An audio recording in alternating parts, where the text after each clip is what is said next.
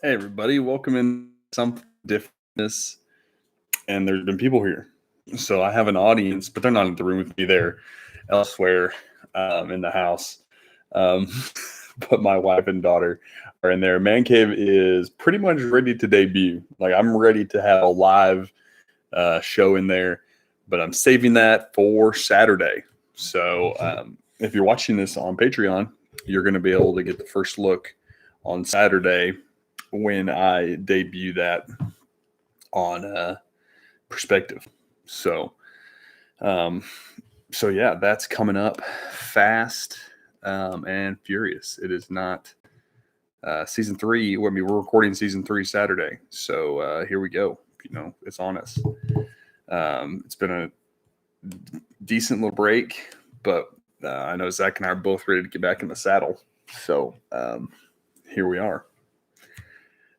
Episode 4 of this. I was supposed to do this last week, but Tuesday night rolled around, Wednesday night rolled around, Thursday night rolled around, and I was like, let's just do a boom, boom, boom, 1, 2, 3. Tonight's Tuesday, something different. Thursday is Bearing Up at Night, and Saturday is Perspective, all culminating, leading up to the launch of season 3. So that's kind of where we're at with this. Thanks for sticking with us. If you're watching this, so yeah. But tonight, if you're on Patreon, the description of this video is "Let's get political," and that's exactly what we're gonna do. Exactly that. That's an Office reference. I'll try not to do too many of those. I do those. I just usually don't mention them because it usually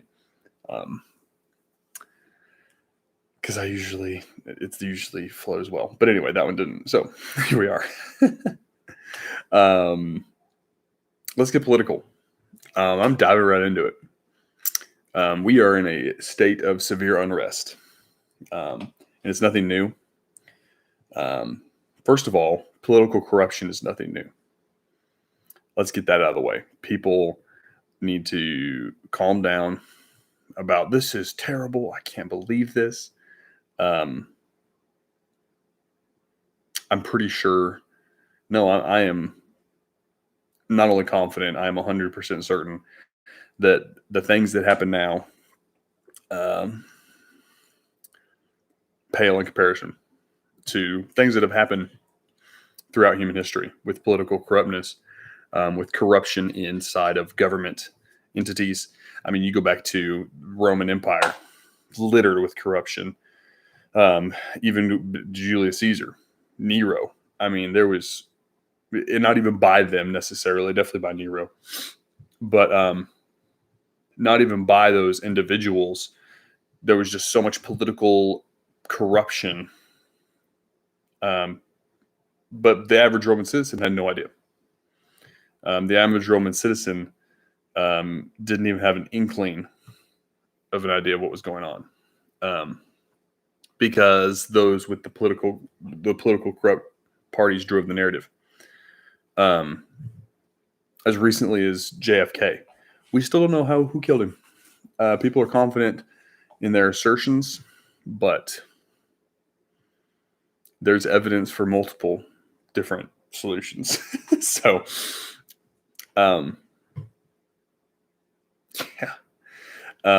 it's nothing new. So let's get that out of the way. Let's just calm down about the political corruption. And maybe I'm underreacting. But I think there's a balance between this world is not my home, I don't care, and caring so much that it draws all my attention away.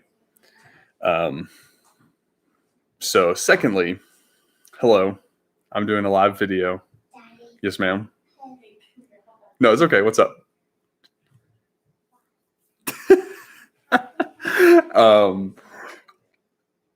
Secondly, and lastly, this is kind of my last point, is the finger pointing on both sides of issues is the real problem. And I say both sides with gusto. We I have a wide spectrum of friends on Facebook, so I see a lot of it. Maybe not as wide as some, but still fairly wide. And there's a lot of messed up finger pointing on both sides. For instance, the other day I saw a picture of a woman who was wearing a mask, attempting to pump gas that was that had a bag over it, was clearly out of order. This woman was ethnic. There's no guarantee that she spoke English or even knew what was going on. And someone had cropped in. It was blatantly cropped. So I'm not sure how it made it even onto my timeline. A Biden-Harris bumper sticker. And it was like, look how dumb these people are. And it was pointing to the mask and pointing to the bumper sticker and pointing to her attempting to pump gas with it was clearly out of order. And I thought, man, how messed up. How messed up. It's very blatantly photoshopped in, very blatantly an attempt to paint people who believe one way in a certain light. And that's wrong. And it goes both ways.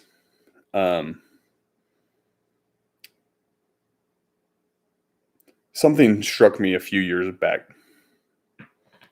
And it came from the sports world, which the sports world is supposed to be a healing place, in my opinion. That's why I love sports. It's supposed to be where I can put aside all my other, quite frankly, all other beliefs, and look at another person and say, I can relate to you over this, maybe this one thing. And that could be a launching pad for so many more things. But as in my junior high school age, I was so passionate about certain things that I was like angry. And I'd watch these shows, these debate shows, where these guys would just holler at each other and scream and all this stuff for 30 straight minutes about sports. And then at the end, they're like, so you buying dinner tonight? And I watched these football games where these guys would beat each other up, say the worst things in the world to each other, punch each other, knock each other down. And then at the end of the game, they'd circle up and pray together. There's this unitingness within sports that's kind of gone away because the politicalness has seeped into it. But if that's the way we would treat everything else in life, where I can disagree with you and we can be mad at each other for a minute, but you know what? After that, let's just go have some steaks or whatever.